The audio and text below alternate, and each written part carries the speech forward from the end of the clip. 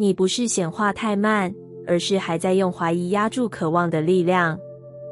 你可能会苦恼，明明已经很努力了，却还看不到你渴望的结果出现。你不断对齐频率，调整策略，阅读显化文章，却感觉自己还停在原地。你怀疑是不是自己太慢了？是不是还不值得？但其实，真正让你离愿望越来越远的，是你潜意识里不停的怀疑。你在用怀疑压住愿望的力量。每一声自我批评，每一声我还不够好，都是在覆盖渴望的声音。心理学研究指出，过度的自责与怀疑会侵蚀你的行动力与自尊，导致焦虑、挫败与低动力感。这种怀疑不是合理的策略检视，而是习惯性的用内在的压力把行动推向极限。其实倒退的是你的流动，而非前进。你可能不知道，有一个心理机制叫做自我阻碍行为，它会让人制造失败的借口，免得真正尝试还没成功就被看见，但持续这样做的后果，反而是削弱成长能量。真正显化的核心，不是越快到达终点，而是你能不能允许自己的渴望真实存在，不用被怀疑消耗掉那振动频率。吸引力法则不是让你学会更努力去显化，而是让你学会接住那份渴望，从渴望里发动信任与能量。心理研究也表明，当你能对自己展现自我同情时，你可以有效减少内在焦虑，提升行动力，让你更有耐心地与自己共处，也提升显化效能。所以亲爱的，与其每天追问我还要做什么，不如转问自己，我是否在怀疑里耗尽渴望的力量？我是否能轻放那份焦虑，让渴望自然流动？当你愿意用慈悲呈现自己的渴望，你才真正开始让能量流动，让现实场景对你回应。真正的转变不是你跑多快，而是你在渴望中还能站稳。当你允许渴望被承载，它就在人生中静静展开。当你停止责怪人生的卡关，那些看似困境的事才会开始放手。你是否常常对人生卡住的时刻感到愤怒？你对自己说这不是我的错，却又内心逼迫自己必须做得更快、更好、更强。你怀疑这样的情绪正在绑住你前进的脚步。其实，责怪自己不是解决方式。心理学研究指出，过度责怪自己会引发反刍思维 rumination， 让人陷入过去的反复检视中，进而阻碍问题的解决与前进的动能。维基百科。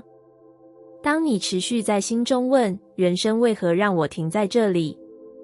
你不是在寻找答案，而是在重复无形的围墙。而那堵墙阻挡了你看见突破的可能。心中那句为什么我还没走出来，在心理学上被视为一种内在自责的声音。它不会帮你成长，只会让你无法松开，无法真正放手。而当你停止责怪人生的卡关，你才有机会释放那段原本被压抑的能量。你开始看见所谓的困境里藏着灵魂想被理解的部分，那些在你黑暗时刻默默陪伴、细声呼唤的渴望，终于被你有机会听到。心理研究也提到，练习自我慈悲比自我批判更能促进心理韧性与幸福感。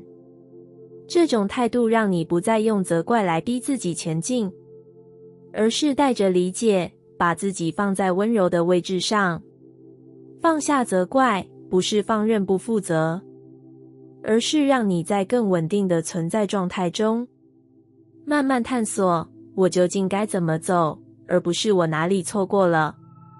当你学会这个转移，那些卡在你前进道路上的困难，不再是障碍，而是通往成长的桥梁。因为他们被爱、被接纳、被疗愈。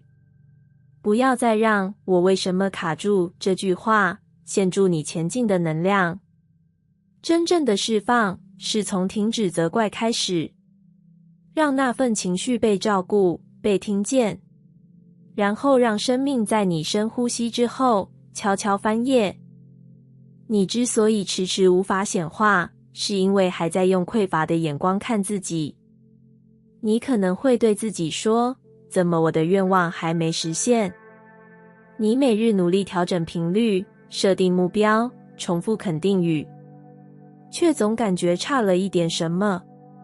其实，真正阻碍你显化的，并不是方法做得不够多，而是你还用匮乏的视角看待自己。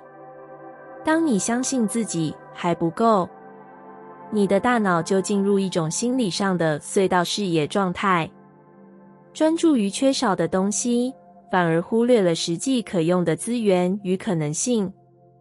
这样的认知把你的认知频宽缩减，让长远计划与创新思维都难以运作。这就是匮乏心态的力量，不只是觉得资源不足，还让你变得比较少看到自己的价值。在这种模式下，你往往忽略了自己的努力与进步，反而陷入我做得不够或我还没有准备好的无尽循环中。反观拥有丰盛心态的人，他们相信资源是足够的，可以分享的。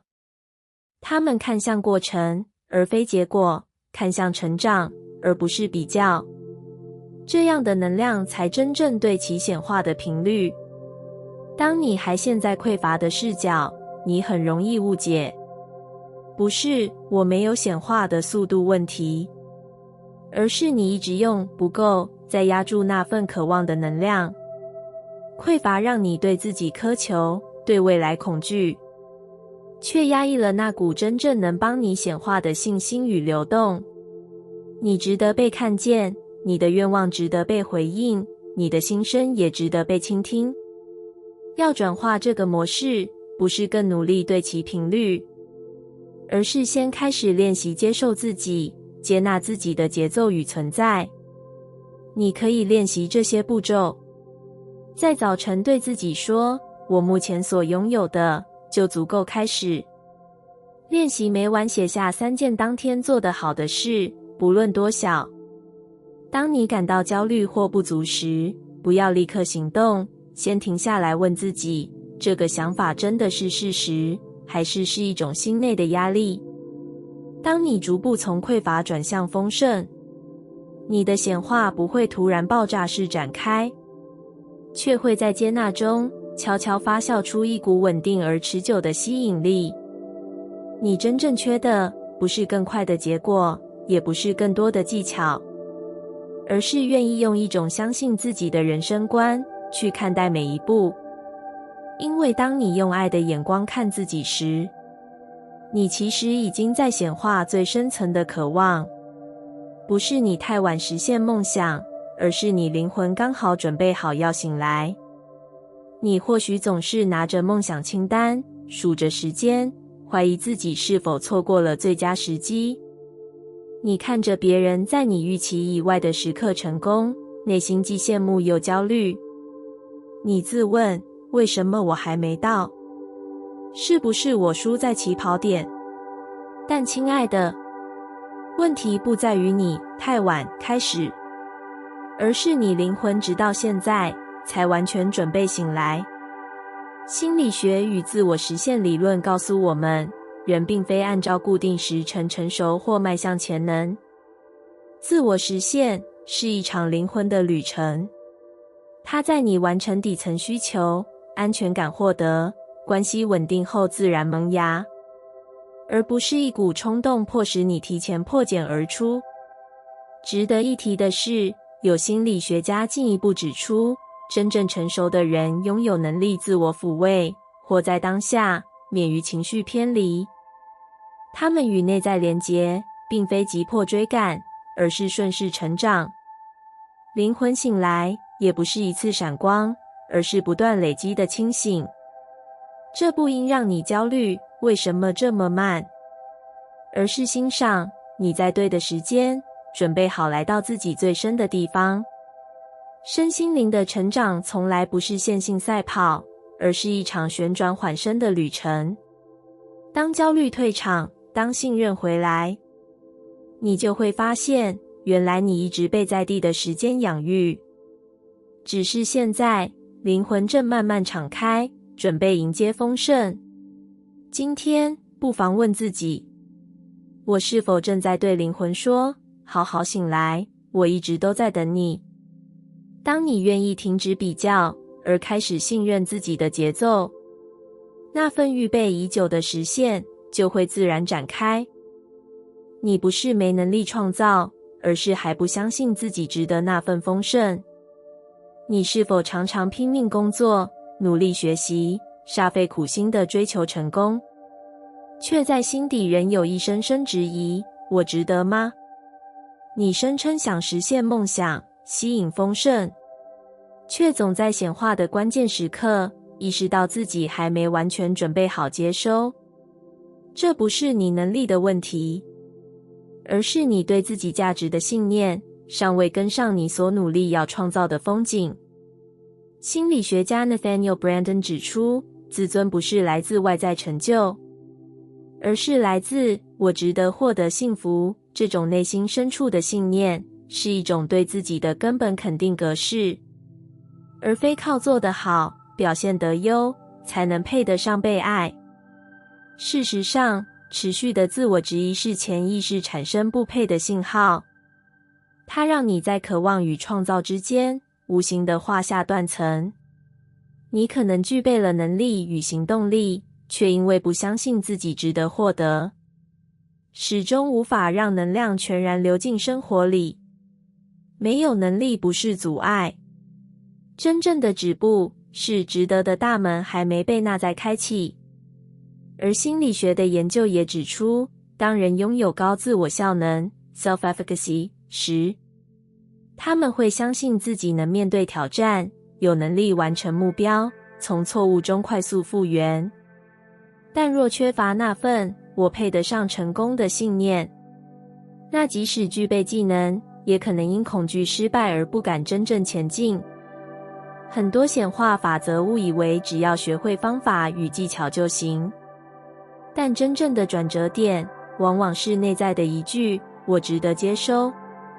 这句话并不是一句空谈，它是重新建立你与世界连结的桥梁。如果你愿意开始练习这样的转变，每天对自己说一句我值得拥有丰盛，因为我是一个值得被珍惜的存在。遇到犹豫时，问我是在保护还是在自我否定，把心中还要再努力才能配得上的声音换成我已经值得被祝福。你不需要自我催眠，也不必刻意伪装勇敢，你只要慢慢开始，先理解我有能力创造，也值得被照顾，被拥抱，被丰盛包围。当你开始真心相信并内化这份值得，你会发现原来很多等待的机会，正因为你愿意让自己配得上，而开始自然而然地降临。你不是没有被祝福，而是你还没放下那些怀疑祝福的信念。你是否曾为什么渴望总是卡住而失落？你努力提升频率，展现善良，持续付出，却在心里始终闪过一句话：我真的值得被祝福吗？真正让祝福远离你，不是宇宙不给你，而是你自己还没放下那份不配的信念。心理学研究指出，当人内心深藏着我不值得幸福或我不配拥有的自我信念时，会主动或不自觉地避开祝福与爱的流动，形成自我设限的心态。这在心理疗愈领域中被称作不配得症候群，它让你即使拥有一切，心里仍认为那不属于你，还没完全准备好被看见。当这种信念存在时，即使宇宙愿意回应，你也习惯性的把幸福拒绝成意外的错配，或来得太快而卸下防备。心理学家 Christian Neff 提到，自我慈悲的核心在于学会对自己温柔，以同情而非惩罚的方式落入挫败时的情境。这种能量能打破我不配的固有信念，让幸福开始流入。吸引力法则也指出，你吸引的是你内心最深的信念。若你深信自己值得祝福，宇宙自会让祝福乘着能量来临。若你愿意开始放下这样的怀疑，你可以这么做：在清晨静坐时写下一句肯定：我配得上被爱、被祝福、被尊重。当心中浮现我不配的声音时，先停下来深呼吸，告诉自己，这只是一个旧信念。练习感谢自己曾经的努力与坚持，不论结果如何。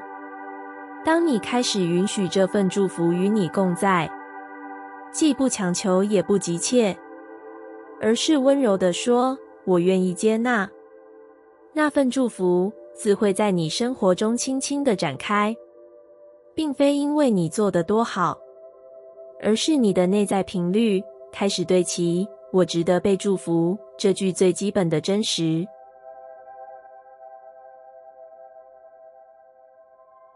感谢你听完我的影片。如果你觉得影片有帮助到你，欢迎点赞并订阅我的频道，让我可以持续与你分享。也可以在评论中留下你的想法和经验，或是将影片分享给你的亲友。再次感谢你的收听，我们下次再见。